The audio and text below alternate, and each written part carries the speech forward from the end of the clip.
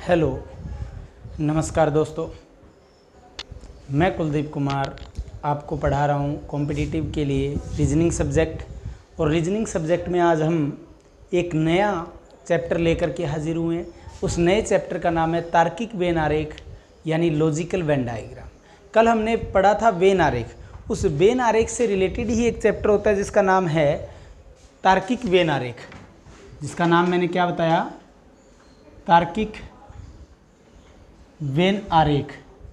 हिंदी में कहेंगे तो तार्किक वेन आरेख और इंग्लिश में कहेंगे तो logical Venn diagram. Logical Venn diagram.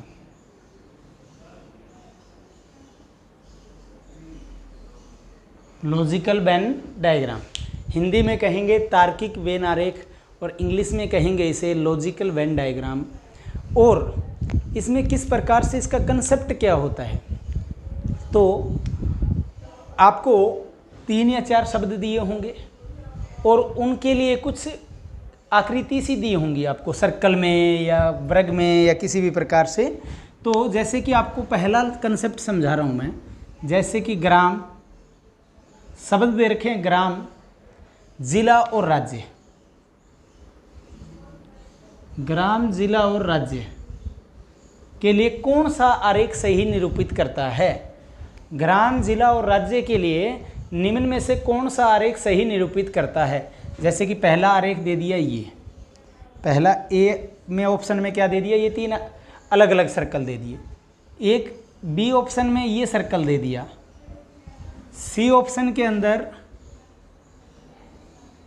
ये दे दिया और डी ऑप्शन में नन ऑफ दीज दे दिया, यानी इनमें से कोई नहीं, इनमें से कोई नहीं।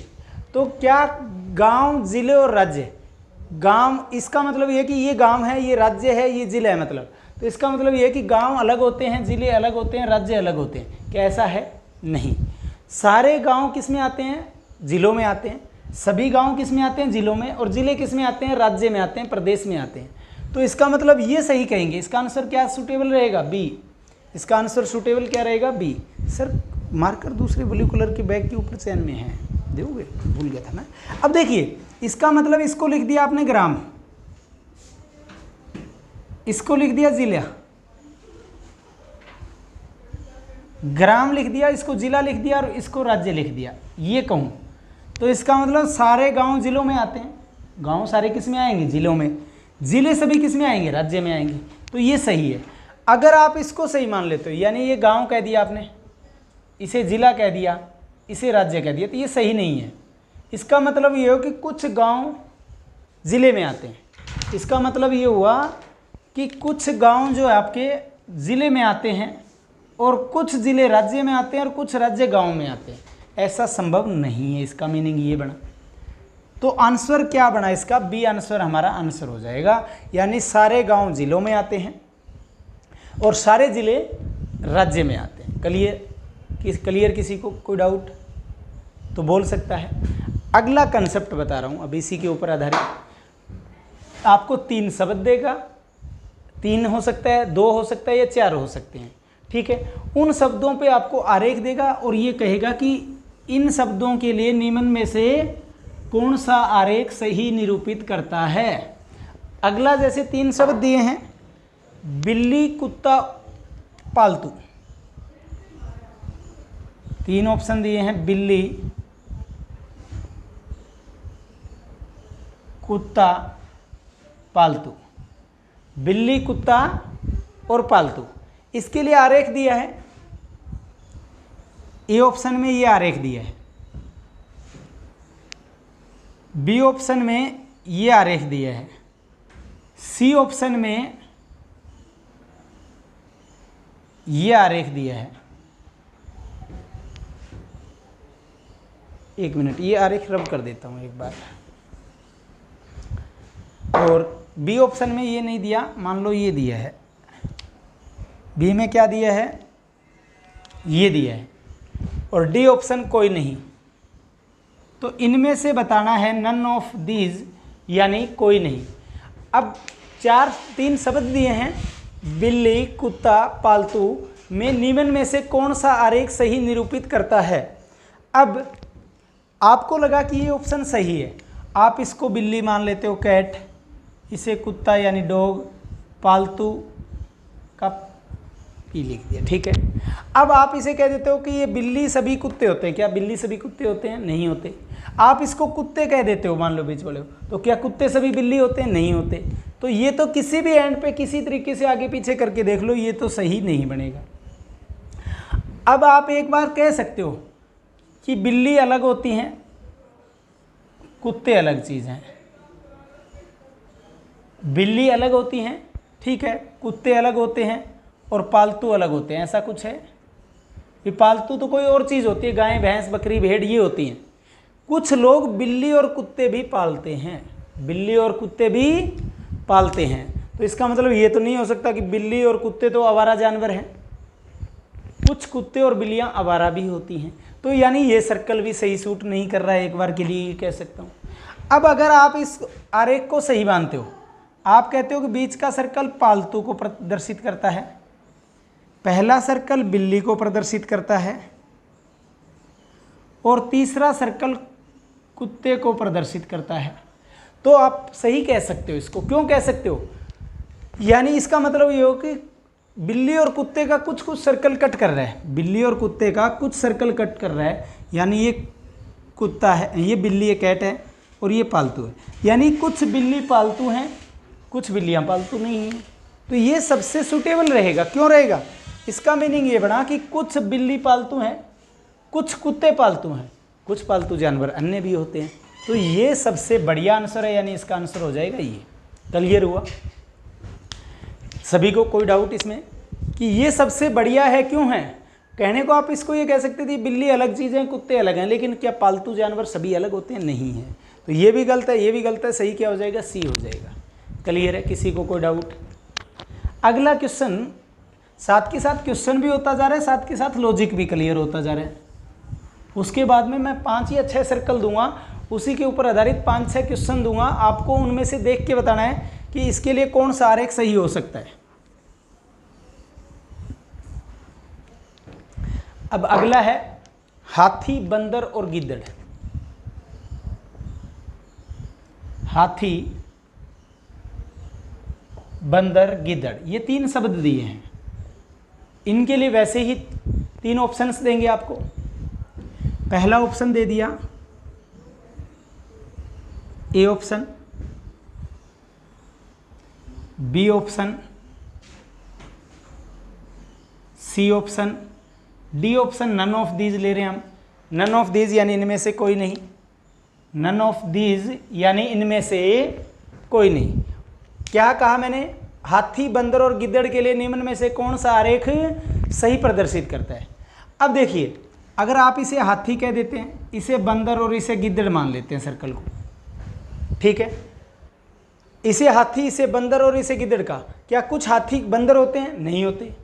कुछ बंदर गिद्दड़ होते हैं, इसका मतलब तो ये है ना कि कुछ सर्कल कट रहा है, तो कुछ बंदर भी गिद्दड़ नहीं होते। कुछ गिद्दड़ हाथी होते हैं? नहीं होते। तो ये तो ऑप्शन हो ही नहीं सकता, ये ऑप्शन तो आंसर नहीं हो सकता। अब आपने इसे हाथी मान लिया कि पहला सर्कल हाथी, दूसरा आपका बंदर, तीसरा गिद्दड़, फिर भी नहीं हो सकता। ये भी सही क्यों नहीं?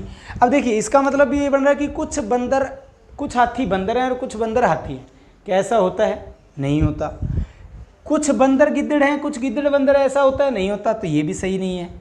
ए भी आरेख सही नहीं है, बी भी नहीं है। अब ये हाथी मान लिया आपने, ये बंदर कह दिया इस सर्कल को, और इस सर्कल को गिद्दड़ कह दिया, तो ठीक है। हाथी अलग होते हैं, बंदर अलग होते हैं, गिद्दड़ अलग होते हैं, तो ये आरेख सही प्रदर्शित करता है। क्लियर है? तो इस टॉपिक का जैसा नाम है वैसा ही इसका काम सा दिख रहा है कि लॉजिकल। लॉजिकल का मतलब इसमें कोई ना कोई लॉजिक छुपा है। आपको कई क्वेश्चंस ऐसे उलझे हुए लगेंगे, आपको जो सर्कल या जो आरेख देखोगे आपको वही आरेख लगेगा कि ये आरेख सही है। जो आरेख देखोगे वही आपको लगेगा कि ये आरेख सही है। क्लियर है? 1-2 और बनाते हैं हम ताकि क्लियर हो जाए कंसेप्ट। नेक्स्ट है अंगूर, सब्जी, फल।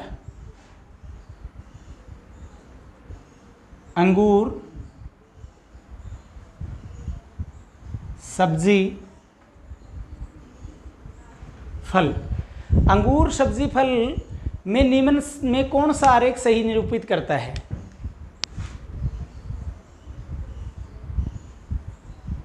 ए option, B option, C option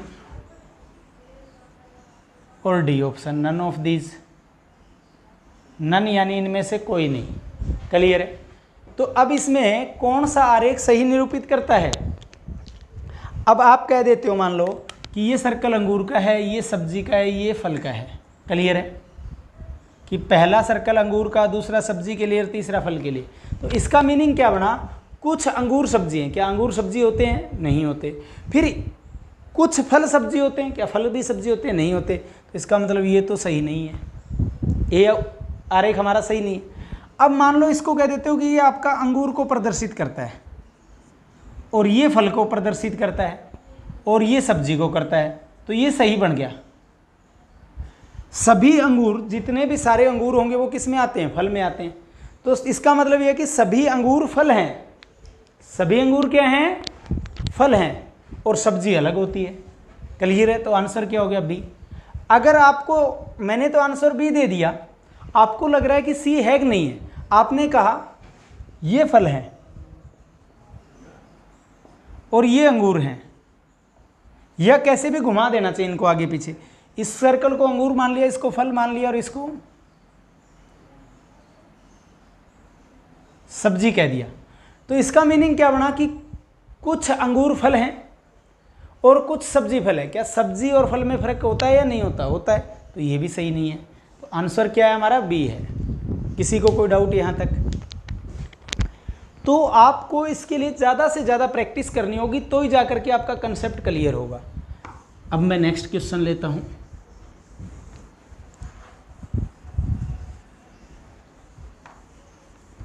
साथ के साथ क्वेश्चन भी हो रहे हैं, साथ के साथ बेसिक कंसेप्ट भी हो रहा है इसका ये। अब अगला है सोना, चांदी और धातु। सोना, चांदी, धातु में कौन सा आरेख सही निरूपित करता है? तो उसके लिए ऑप्शन है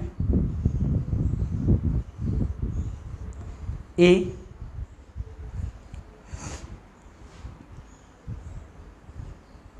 बी,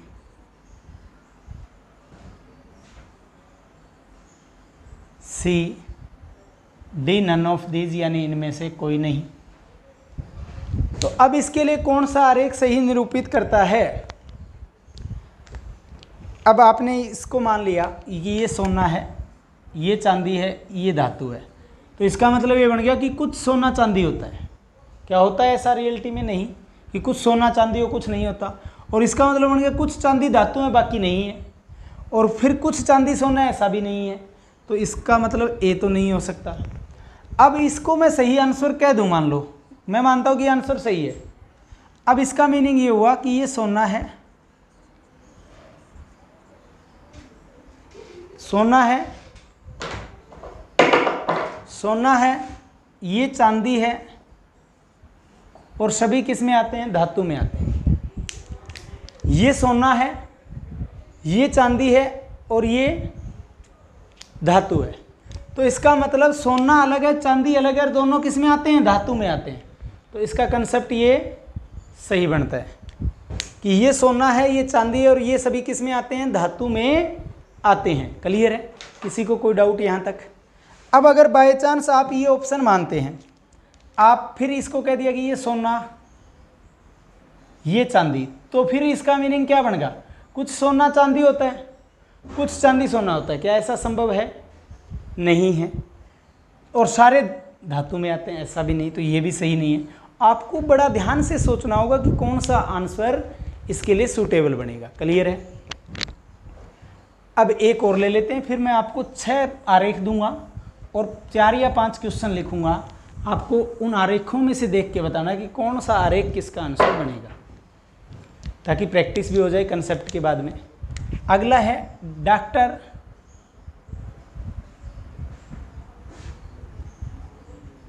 शिक्षक, दार्शनिक। डॉक्टर, शिक्षक और दार्शनिक में कौन सा आरेख संबंध बताता है? क्या क्या आरेख दिए गए हैं? ए ऑप्शन है, बी ऑप्शन है, सी ऑप्शन है, डी नन ऑफ दीज ले लिया। डी ऑप्शन ले लिया, none of these. None of these यानी इनमें से कोई नहीं। डी ऑप्शन क्या लिया हमने? नन ऑफ दीज यानी इनमें से कोई नहीं। A option, B option, C option, D option. अब देखिए किस प्रकार से करेंगे। तो आपने कह दिया ए आंसर है। आपने कहा डॉक्टर ये है, ये शिक्षक है और ये बाहर वाला सर्कल दार्शनिक। तो इसका मतलब क्या बना? डॉक्टर अलग हैं, शिक्षक अलग है, मान लिया बात। और सभी दार्शनिक हैं। क्या डॉक्टर और शिक्षक सभी दार्शनिक हो? ऐसा संभव है? आपको एक बार तो लग रहा है कि हो सकता है डॉक्टर और शिक्षक सारे क्या हो? दार्शनिक हो। एक बार छोड़ दिया हमने। अब आपने कहा ये डॉक्टर है, ये दार्शनिक है और ये सारे शिक्षक हो। डॉक्टर सारे तो शिक्षक नहीं होते, सारे शिक्षक बन गए, सारे टीचर बन गए, तो फिर इलाज कौन करेगा? तो ये सही तो नहीं लग रहा, लेकिन फिर भी एक बार के लिए मान लिया। अब आपने कहा कि ये डॉक्टर हैं, ये शिक्षक यानी टीचर हैं, और दार्शनिक मतलब धार्मिक आदमी। ठीक है, मतलब दार्शनिक के लिए ये लिख लिया। ये डॉक्टर हैं, ये टीचर हैं, ये दार्शनिक हैं। सर मार्कर फिल करने के लिए कह रहा था। डॉक्टर, शिक्षक और दार्शनिक। अब इसका मतलब ये हो कि कुछ डॉक्टर टीचर होते हैं, ठीक बात है, क्योंकि डॉक्टरों को जो पढ़ाते हैं वो डॉक्टर लोग ही होते हैं। तो कुछ डॉक्टर टीचर हैं और कुछ टीचर डॉक्टर हैं, ये बात सही है। कुछ टीचर दार्शनिक हैं, कुछ टीचर दार्शनिक होते हैं, ये है तो ठीक। लेकिन अब ये और इसमें ये भी सही है, लेकिन इसमें से और उसमें से भी देखते हैं कि आंसर कौन सा सूटेबल ज़्यादा सूट करेगा, क्योंकि हमें कई बार आंसर जो देखेंगे वो ठीक लगेगा, लेकिन उनमें से भी सबसे बेस्ट आंसर कौन सा है। अब देखिए, आपने कहा ये डॉक्टर है, ये शिक्षक है, ये डॉक्टर है, ये शिक्षक है और ये दार्शनिक है।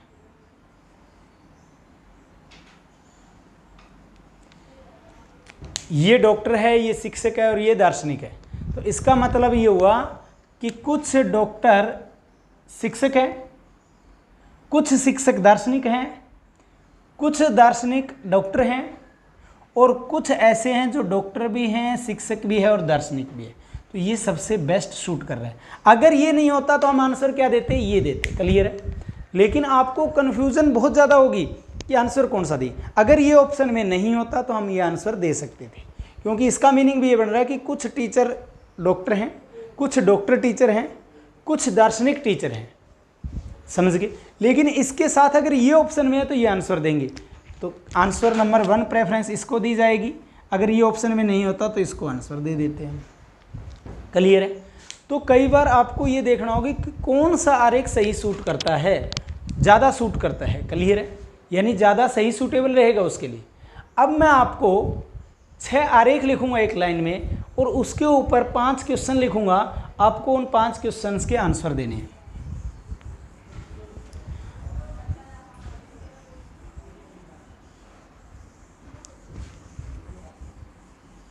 अब देखिए, 6 आरेख बना रहा हूँ।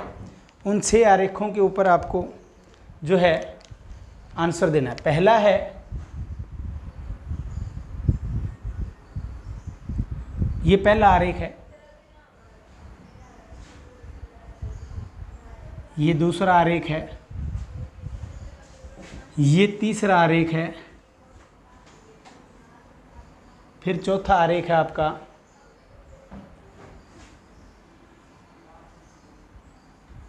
फिर 5वां आरेख बना रहा हूँ, फिर हमारा आता है 6वां आरेख, जिसमें तीनों ही गोले अलग अलग हैं। ये मैंने 6 आरेख बना दिए। इन 6 आरेख के ऊपर आपको 5 क्वेश्चन दे रहा हूँ। उन 5 प्रश्नों के आपको आंसर देने हैं। यानी निम्न आरेखों का निम्न आरेखों का ध्यान से अध्ययन करके निम्न प्रश्नों के उत्तर दीजिए। क्या कहा? निम्न आरेखों का ध्यान से अध्ययन करके निम्न प्रश्नों के उत्तर दीजिए। क्वेश्चन है कि निम्न आरेखों का ध्यान से अध्ययन करके निम्न प्रश्नों के उत्तर दीजिए। यानी जो जितने आरेख 6 दिए ना, इस पे पहला क्वेश्चन है टीम, खिलाड़ी और कप्तान। टीम, खिलाड़ी कोमा कप्तान। टीम, खिलाड़ी कोमा लगा करके क्या लिखा है मैंने? कप्तान।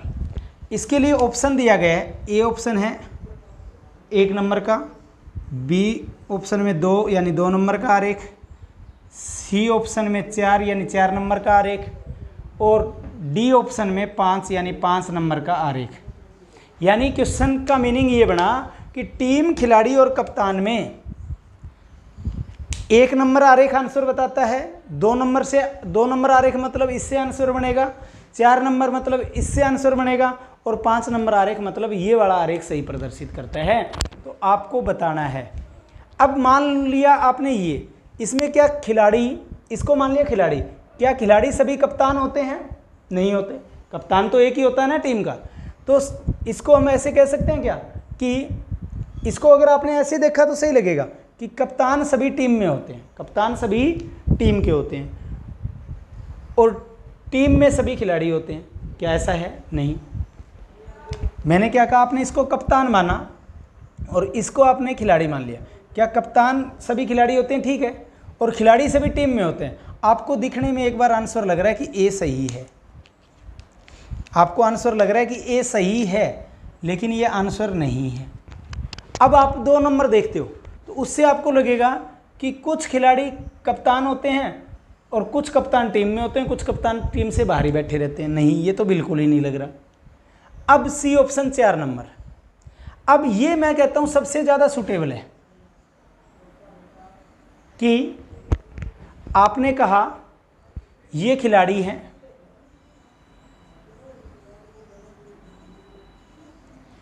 ये ज़्यादा सूटेबल है इसका आंसर। ये खिलाड़ी है,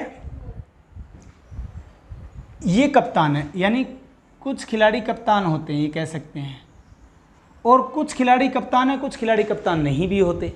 समझ गए? कुछ खिलाड़ी कप्तान हैं, कुछ खिलाड़ी कप्तान नहीं होते। तो ये इस चीज़ को तो सही रिप्रेजेंट कर रहा है, और ये किसको कर गया फिर? टीम को। यानी खिलाड़ी और कप्तान सभी किस में होते हैं? टीम में। ये लगाना नहीं था मेरे को, यहाँ समझाना था। ठीक है, तो इसका आंसर क्या हो जाएगा? सी। क्लियर है? किसी को कोई डाउट?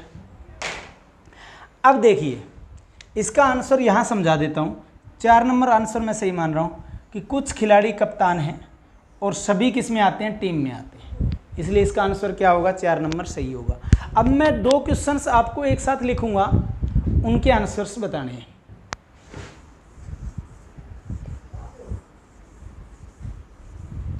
अगला है हंस, भालू और गाय।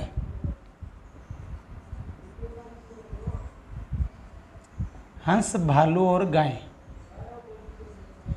इसके लिए ऑप्शन है 1 4 3 6, यानी 1 4 3 6 मतलब ये हुआ कि 1 नंबर आरेख करता है, 4 नंबर करता है, 3 नंबर करता है या 6 नंबर। अगला क्वेश्चन इसी की यहाँ लिख रहा हूँ, जिला, ग्राम, ग्रामीण। जिला, ग्राम और ग्रामीण। अगला ऑप्शन क्वेश्चन था जिला, ग्राम, ग्रामीण। इसके ऑप्शंस हैं 4 2 3 1। 4 नंबर आरेख, 2 नंबर, 3 नंबर, 1 नंबर। क्लियर है? उसके बाद में हम 2 क्वेश्चन और लेंगे इसी के ऊपर। इसका कौन सा आरेख सही निरूपित करता है? अब देखिए, इसका मैं आंसर बता देता हूं। पहले का 6 नंबर आरेख बहुत ही आसान सा है।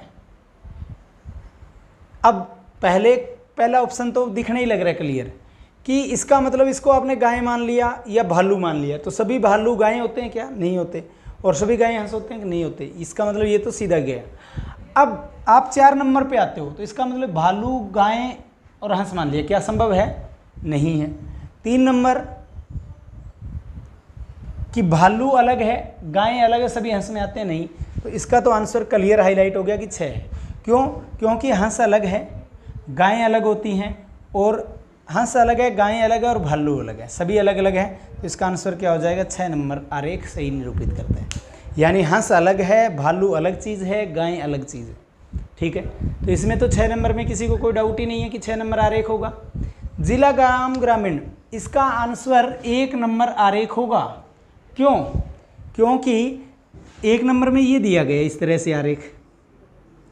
इसका मतलब क्या? सभी ग्रामीण गांव में होते हैं, गांव में होता है, उन्हें क्या कहते हैं? जो गांव में लोग निवास करते हैं उन्हें क्या कहते हैं? ग्रामीण। सारे ग्रामीण किस में होते हैं? गांव में होते हैं। सारे ग्रामीण किस में होते हैं? गांव में होते हैं। और सभी गांव किस में आते हैं? जिले में आते हैं। जिला, सभी गांव किस में आएंगे? जिले में। तो यानी 1 नंबर आरेख इसको सही निरूपित करता है। क्लियर है? इसी तरीके से मैं 2 और लिख के दे रहा हूं आपको क्वेश्चन, और इन दिए गए आरेखों के आधार पर ही आपको आंसर देने हैं। तो ये तार्किक वेन आरेख आज की क्लास में कंसेप्ट जो इसका बनता है वो मैं क्लियर करा दूंगा आपको। ठीक है, उसके बाद में प्रैक्टिस आप जितना ज़्यादा करोगे उतना ही कंसेप्ट क्लियर होता जाएगा। करने को मैं ये कह सकता हूँ ये 2 क्वेश्चन करा के कि और हो गया, लेकिन इसके बाद में भी मैं आपको 2 या 3 क्वेश्चन और करवाऊँगा। ठीक है, अगला है आतंकवादी, तस्कर, देश के दुश्मन। अगले हैं 3 शब्द, आतंकवादी, आतंकवादी, तस्कर, देश के दुश्मन में कौन सा आरेख सही निरूपित करता है? आतंकवादी, तस्कर, देश के दुश्मन, इसके लिए ऑप्शन दिया गया 1 2 6 3, 1 2 6 3, 1 2 6 3। अगला क्वेश्चन है ग्वालियर, मध्य प्रदेश, बिहार। ग्वालियर,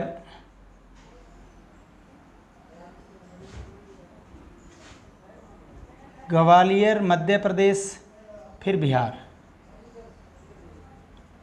ग्वालियर, मध्य प्रदेश, बिहार, इसके लिए ऑप्शन है 1 5 2 4, 1 5 2 4। इसका मतलब है 1 नंबर आरेख, 5 नंबर, 2 नंबर या 4 नंबर। तो जल्दी से आंसर्स बताएं, क्योंकि ज़्यादा बड़ा कंसेप्ट कुछ है नहीं, बहुत ही आसान सा कंसेप्ट है। आ गया आंसर या नहीं आया? जल्दी देखते हैं। इसका आंसर आतंकवादी, तस्कर, देश के दुश्मन, इसका आंसर 3 नंबर दिया जा रहा है। अगर आपको लगे कि पहला है, इसका मतलब ये बना कि सभी आतंकवादी तस्कर होते हैं। सभी आतंकवादी तस्कर तो नहीं होते। तस्कर का मीनिंग क्या है? तस्करी किस चीज़ की होती है? किसी चीज़ की चोरी करना।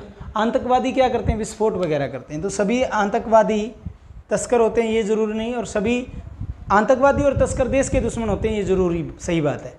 इसका आंसर 3 है। अब 3 नंबर की डिस्कस कर लेता हूँ मैं। ये 2 नंबर आपने कहा कुछ आतंकवादी तस्कर हैं, ये बात ठीक है, और कुछ आतंकवादी देश के दुश्मन है, कुछ मित्र थोड़ी ना होते हैं।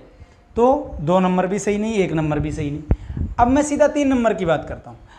इसका मतलब क्या हुआ? 3 नंबर का इस तरीके से आरेख दिया गया है। इसका मतलब क्या हुआ?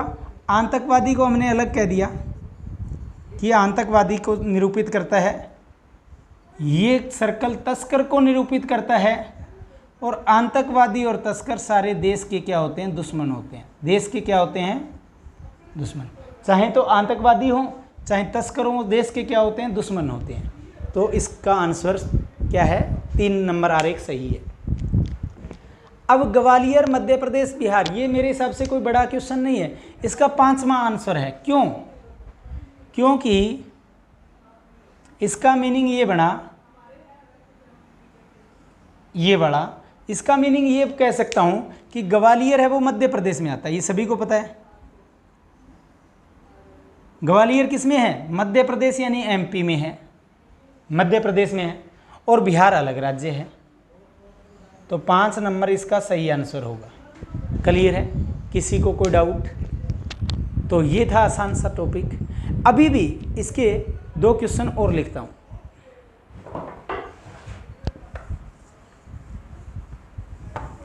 और इसी के साथ ही हमारा चैप्टर जो है ना, आज 2 या 3 क्वेश्चन और बचे, ये करने के बाद में वेन आरेख, लॉजिकल वेन डायग्राम चैप्टर हमारा कंप्लीट हो जाएगा।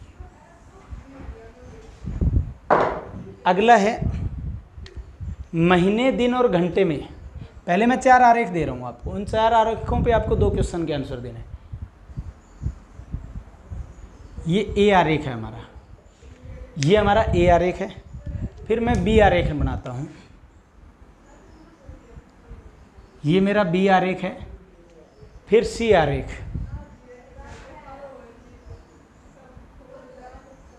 ये मेरा सी आरेख है। फिर करता हूँ डी आरेख।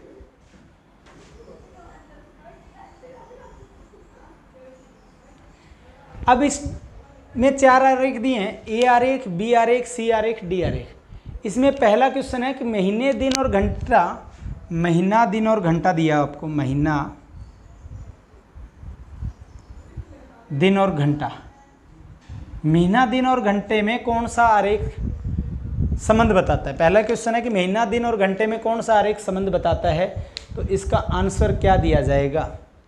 इसका आंसर दिया जाएगा ए। ए आरेख निरूपित करता है। क्यों करता है? घंटे सारे दिन में होते हैं और दिन किस में आते हैं? महीनों में आते हैं। तो इसका ए सही आंसर है। बाकी को आप कहो कि घंटा अलग होता है, दिन अलग होता है, महीनों में नहीं है, महीनों में आते हैं, ऐसा संभव नहीं है। किसी को भी सोच लीजिए, ये सबसे सुटेबल होगा। इसका आंसर क्या आएगा? ए आरेख निरूपित करता है। अगला है, अगला क्वेश्चन, भाषाएं अंग्रेजी और कन्नड़, इन्हीं आरेखों में आंसर देना है। भाषा,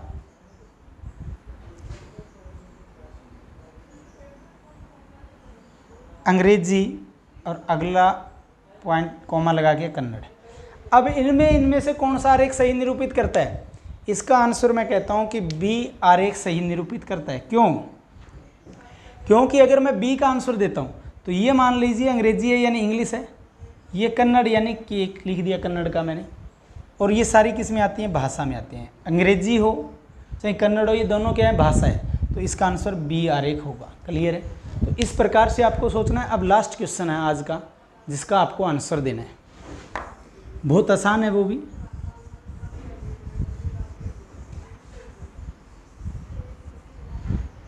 चाय, कॉफी और पेय पदार्थ में के लिए कौन सा आरेख सही निरूपित करता है? चाय, कॉफी, पेय पदार्थ। चाय, कॉफी और पेय पदार्थ में कौन सा आरेख सही निरूपित करता है? ऑप्शन है, पहला आरेख ये है, दूसरा आरेख ये है, तीसरा आरेख ये है, डी सी ऑप्शन, ये बी ऑप्शन, ये A option. D option none of these यानी कोई नहीं। नन ऑफ दीज यानी कोई नहीं। चाय, कॉफी, पेय पदार्थ में निम्न में से कौन सा आरेख सही निरूपित करता है? A option, B option, C option, D option. अब देखिए, इसके लिए मैं कहता हूं कि सी ऑप्शन हमारा आंसर होना चाहिए, क्योंकि चाय अलग पेय पदार्थ है, कॉफ़ी अलग है, दोनों पेय पदार्थ में आते हैं। मान लो ये चाय, टी, कॉफ़ी यानी सी, और ड्रिंकिंग एलिमेंट्स यानी चाय हो और कॉफ़ी, दोनों अलग अलग पदार्थ हैं और दोनों किस में आते हैं? पेय पदार्थ में आते हैं। चाय अलग है, कॉफ़ी अलग है, दोनों किस में आते हैं? पेय पदार्थ में आते हैं। चाय अलग है, कॉफ़ी अलग है, और दोनों किस में आते हैं? पेय पदार्थ में आते हैं, यानी पीने वाले पदार्थ में आते हैं। क्लियर है? तो आंसर क्या हो जाएगा? सी हो जाएगा। तो ये हमारा टॉपिक था। इस टॉपिक का नाम था तार्किक वेन आरेख। जितना इस पे आप ज़्यादा से ज़्यादा प्रैक्टिस करोगे, कंसेप्ट उतना ही क्लियर होता जाएगा। लेकिन कई बार आपको जिस ऑप्शन को उठा करके देखोगे वो ऑप्शन ही लगेगा कि आंसर यही होना चाहिए। लेकिन ये चीज़ें सारी की सारी जो है प्रैक्टिस से क्लियर होंगी। तो आज की इस चैप्टर तार्किक वेन आरेख में इतना ही। अगर आज की क्लास आपको अच्छी लगी हो तो इसे लाइक करना, जितना हो उसके ज़्यादा से ज़्यादा शेयर करना, और अभी तक अगर आपने हमारे इस चैनल को सब्सक्राइब नहीं किया तो चैनल को भी अवश्य सब्सक्राइब करना, ताकि आपको जितनी भी क्लासें हम फ्यूचर में डालें वो सभी की नोटिफिकेशन मिलती रहे। आज की क्लास में इतना ही। धन्यवाद। जय हिंद दोस्तों।